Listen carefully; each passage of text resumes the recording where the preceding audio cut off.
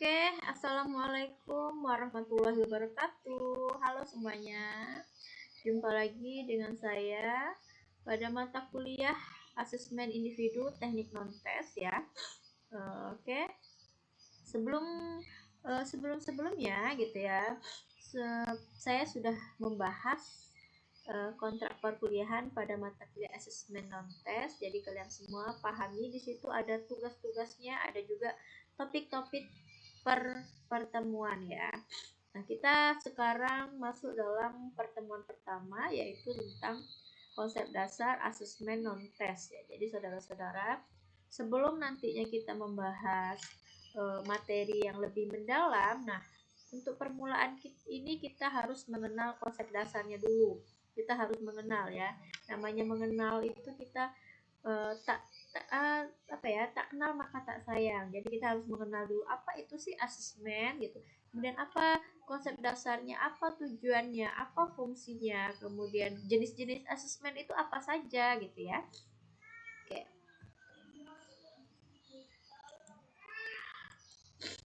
Nah, di sini kita lihat definisi asesmen. Artinya pengertian dari asesmen. Asesmen ini sendiri itu berasal dari bahasa Inggris ya, yang artinya itu penilaian atau memperhitungkan sesuatu. Jadi penilaian atau memperhitungkan sesuatu.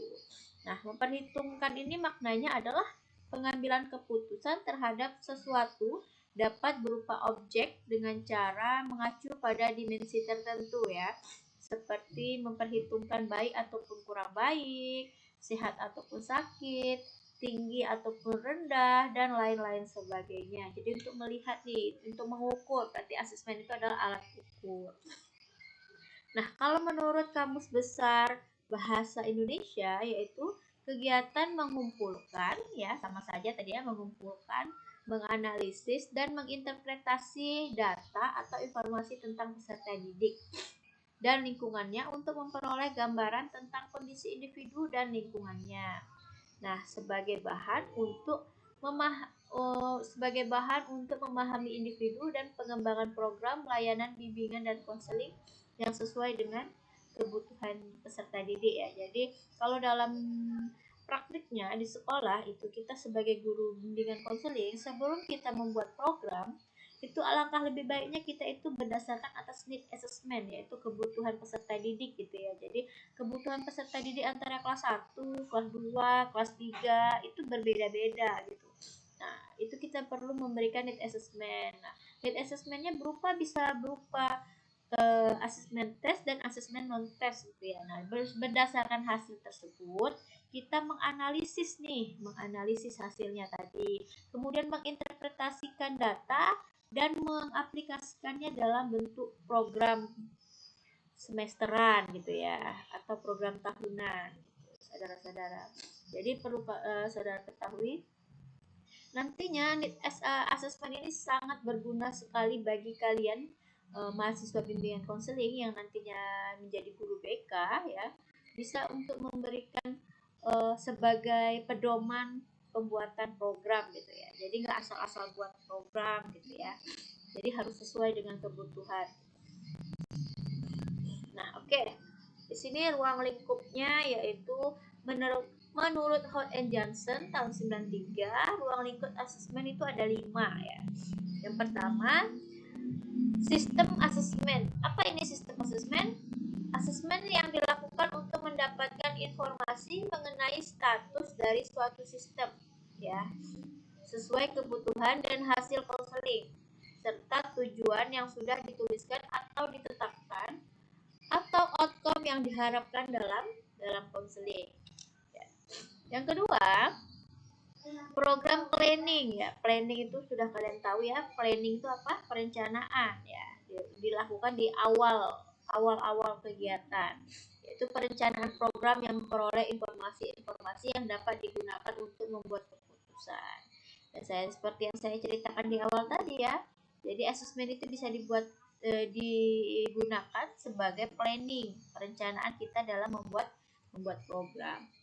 Nah, ternyata ini untuk apa? Untuk mengidentifikasi kebutuhan khusus terhadap peserta didik gitu ya. Yang ketiga, proses implementasi ya. Implementasi, kalian tahu sendiri implementasi itu apa gitu ya. Jadi, implementasi diimplementasikan ya, yaitu bagaimana asesmen dilakukan untuk menilai pelaksanaan program dengan memberikan informasi-informasi nyata.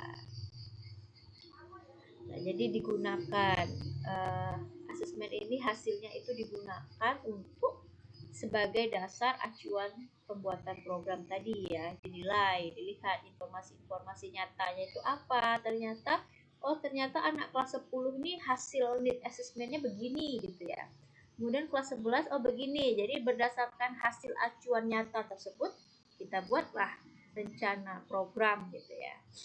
Yang keempat yaitu program improvement, yaitu asesmen digunakan dalam perbaikan program yang berkenaan dengan evaluasi terhadap informasi-informasi yang nyata, tujuan yang akan dicapai, program-program yang berhasil, dan informasi-informasi yang mempengaruhi program.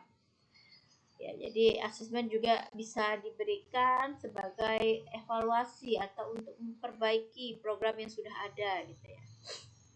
Selanjutnya yang kelima, program sertifikasi, yaitu suatu program sertifikasi yang sumatif. Nah, hal ini memberikan makna bahwa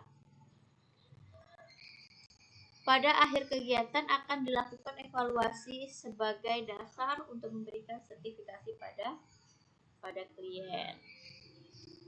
Oke. Selanjutnya, nah, ini ada tujuan peran dalam bimbingan konseling. Jadi tujuan dan peran si asesmen ini dalam bimbingan konseling. Nah, menurut Hood and Johnson tahun 1993, tujuan asesmen itu ada 5 ya. Yang pertama, orientasi masalah. Namanya orientasi itu kan kita pengenalan ya, yaitu membuat konseling itu mengenali, menerima permasalahan yang dihadapinya, serta tidak mengingkari bahwa ia sedang bermasalah. Jadi berdasarkan hasil tes, seandainya hasil tes apa ya contohnya, hasil tes minat belajar nih. Nah, hasil tes minat belajar itu ternyata si konseling itu memiliki permasalahan di bidang tes gitu ya, di bidang belajar, atau melalui tes PTSDL gitu ya, memiliki masalah di bidang belajar.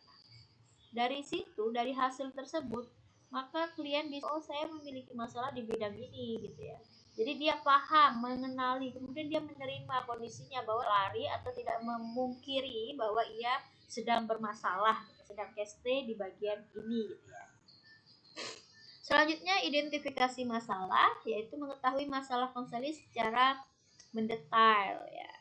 Kita bisa gunakan asesmen ini untuk mengidentifikasi masalah klien, masalah konseling secara lebih mendalam gitu ya.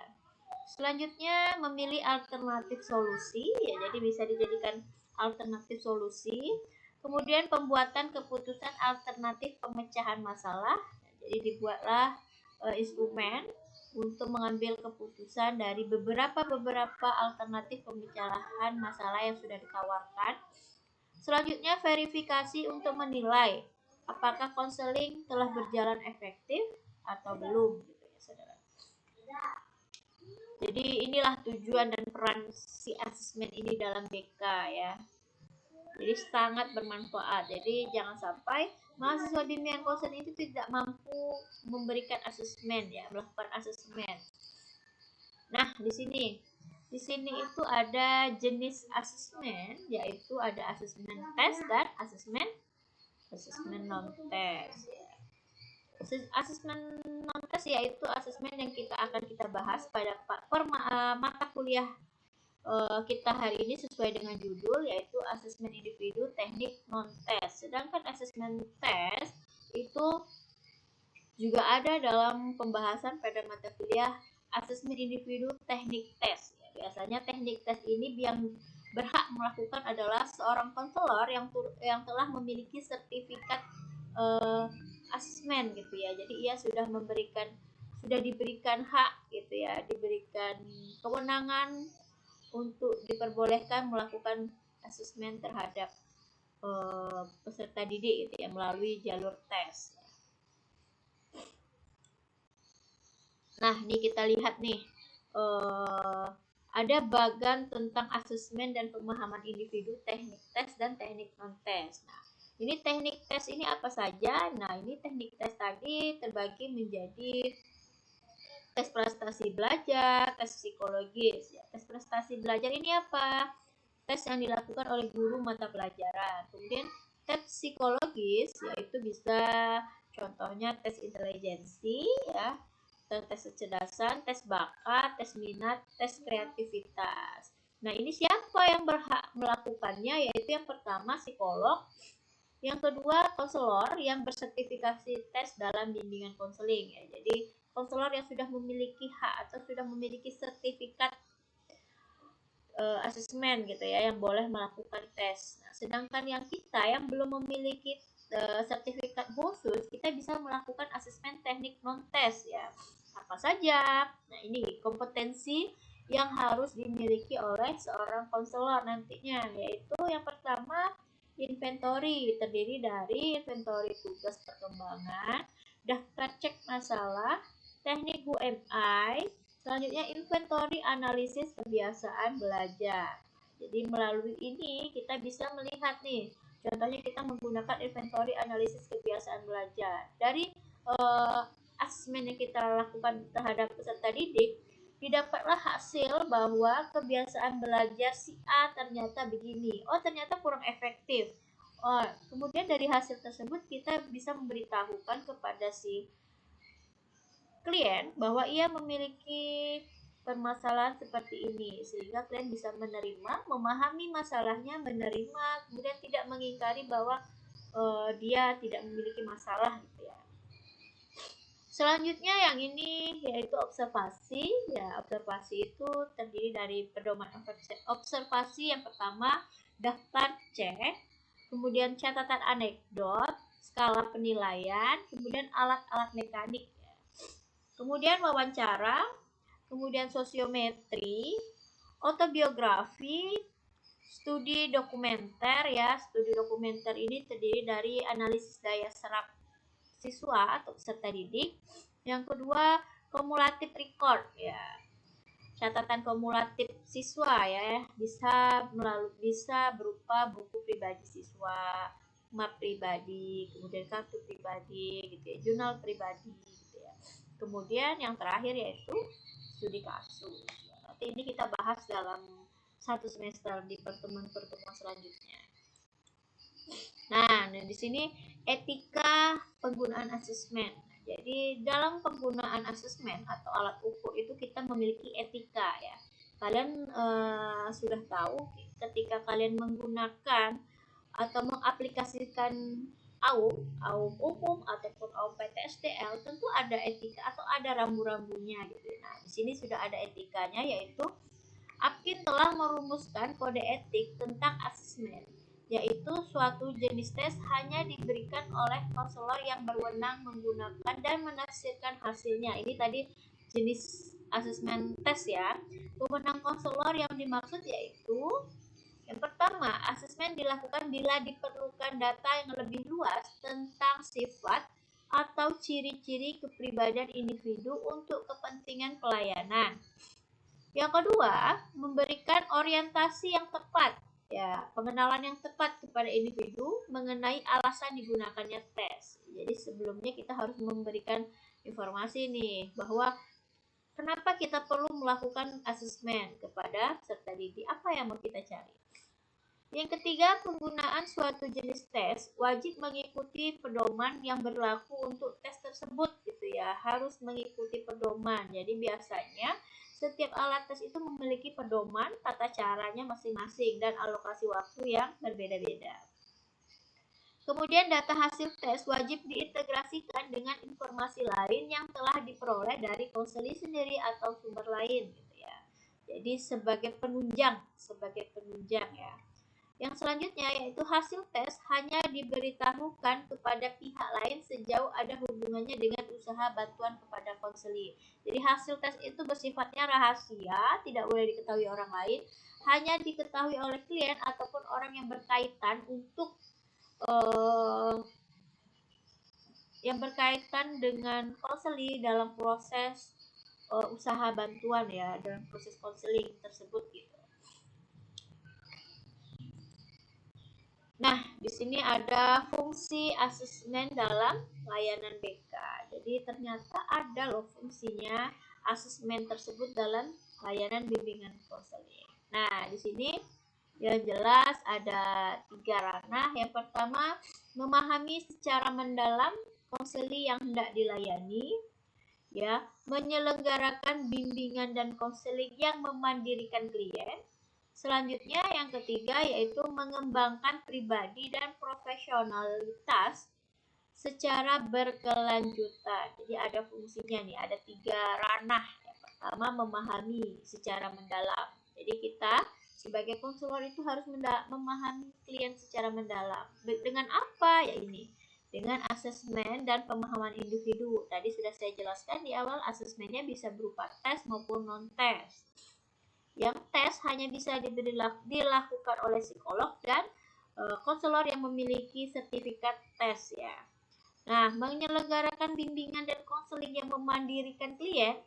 Nah, ini ada nih tahapannya, yaitu pengembangan program bimbingan dan konseling ya. Tentu kita membuat program itu tidak monoton dari tahun ke tahun itu saja gitu ya. Itu tanda bahwa kita nggak mau berinovasi, tidak mau mengembangkan program. Ternyata need assessment atau kebutuhan peserta didik itu dari tahun ke tahun berbeda, bahkan ya bisa jadi lebih kompleks ya. Bagaimana kalau programnya tidak diupdate? Tentu tidak sesuai dengan kebutuhan. Kemudian pengembangan bahan dan media bimbingan konseling ya. Jadi kita harus kaya akan bahan dan media bimbingan konseling. Kemudian evaluasi program bimbingan dan konseling. Nah, di sini ada melalui pengembangan bahan itu layanan dasar, layanan responsif, dan perencanaan individual. Ini dalam bimbingan konseling PK komprehensif ya. Kemudian dukungan sistem dan penelitian tindakan kelas. Nah, dari serangkaian kegiatan yang berada pada kolom 2 ini, ternyata ini fungsinya itu untuk mengembangkan pribadi dan profesionalitas secara berkelanjutan ya. Mengembangkan pribadi kita berkembang atau profesionalitas seorang guru bimbingan konseling itu berkembang apabila ia melakukan need assessment setiap akan membuat program gitu ya. Jadi kita mengembangkan kemampuan kita mengupdate atau mengupgrade kemampuan ya. Oke, sampai di sini materi tentang konsep dasar dari asesmen non-tes ya. Jadi kita permulaan dulu, mengenal dulu ya, pengenalan bagaimana asesmen non-tes itu, bagaimana cakupannya, bagaimana fungsinya gitu ya. Jadi saudara-saudara sekalian, silahkan saudara-saudara sekalian membuat jurnal harian yang berisi tentang pemahaman materi di setiap pertemuan. Jadi ya, saudara-saudara sekalian harus punya logbook lah istilahnya, catatan harian tentang mata kuliah asesmen, khusus asesmen non-tes gitu ya. Oke, terima kasih atas partisipasinya ya. Sampai di sini materi kita pada pertemuan pertama. Saya mohon maaf apabila ada kurang gitu ya. Semoga saudara-saudara sekalian bisa menerima atau bisa memahami materi yang disampaikan ya. Lebih dan kurang saya akhiri. Wassalamualaikum warahmatullahi wabarakatuh.